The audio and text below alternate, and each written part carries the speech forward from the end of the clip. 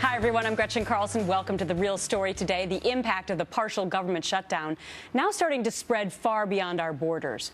The State Department warning that our embassies around the world are at risk with security upgrades stalled now.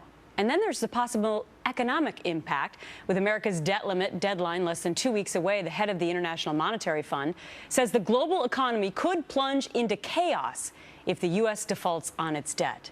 All this as Tropical Storm Karen targets our Gulf Coast.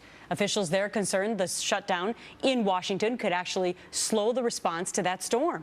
We may not know that there is going to be an impact until there actually is one. And when we try to get a hold of somebody or try to do something and there's just nobody on the other end of the line. So despite the shutdown, the National Hurricane Center is still up online following the storm. The White House says FEMA is now recalling furloughed workers just in case. Meantime, on Capitol Hill, no shutdown solutions, but tons of frustration on both sides of the aisle. This morning, I get the Wall Street Journal out, and it says, well, we don't care how long this lasts because we're winning. Now, this isn't some damn game. The American people don't want their government shut down, and neither do I. We've lost the respect of the American people. Mr. Speaker, this body, Congress, has lost the respect of the American people, and that's who we should be looking for respect from. Many Democrats and even some Republicans say they blame the standoff on the Tea Party, that the Tea Party is hijacking the GOP. Joining me now, Amy Kremer, chair of the Tea Party Express and co-founder of the American Grassroots Coalition. Good to see you, Amy. Hey, Gretchen, congrats on your new show. I'm glad to be here. Thanks so much. Are organizations like yours hijacking the GOP? No, I don't think so at all. I think that finally we have some representatives in Washington that are actually listening to their constituents and aren't concerned with just being a part of the good old boy club. And quite frankly, these people are doing what they're doing because there are so many millions of Americans behind them. If the Americans weren't behind them wanting them to do this, they wouldn't have this platform. But I think what some in the GOP are saying is, what is the end game strategy here? Here's an anonymous source, and I know that you have a problem with these people, not coming out and saying who they are when they give these quotes, but here's one of them. It was very evident to everyone in the room that Ted Cruz doesn't have a strategy. He never had a strategy and could never answer a question about what the end game was. How do you respond to that?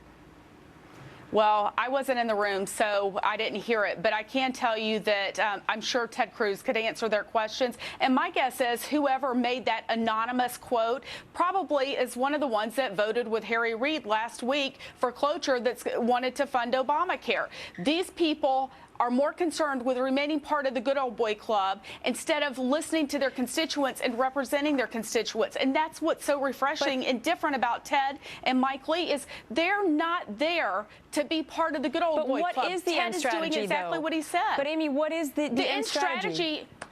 The end strategy is to get President Obama and Harry Reid and the Democrats to come to the table and talk about this horrendous health care law that was shoved down our throats. They didn't have bipartisan support when they passed it. Exit polling from last year in November shows that it was unpopular then. And as more and more people find out about it, it gets more unpopular. But so it was a let's law, have a discussion about it. Right or wrong, it was a law that was passed 3 years ago. Is this the correct time to be bringing it up with the continuing resolution? Or is it the case Gretchen, now? when is the right time? But let me ask you this. Is it the case now that the Tea Party is actually going to gain steam the longer this shutdown goes on? Because now we're approaching the debt ceiling discussion, and now do you actually have more leverage? This is what I say. There's never a good time. They don't want to talk about it. It's their way or no way. I've never seen leadership like this. It's horrific. It's like holding a football or a baby and you won't let it go for anything. This is absolutely ridiculous. It's killing jobs. It's hurting our economy. It's hurting American families when they're losing, their jobs and wages and the increase in cost. What are they more concerned about? Barack Obama's legacy or American people? This affects every single American out there, and we should be having this discussion. And the fact of the matter is, you know what? Maybe it's a good thing what's going on right now because the House is passing these little continuing resolutions for targeted parts of the government.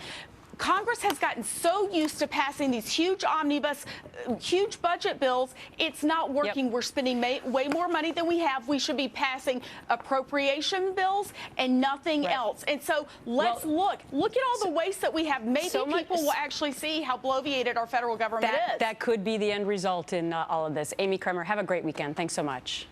Thanks, Gretchen. You as well.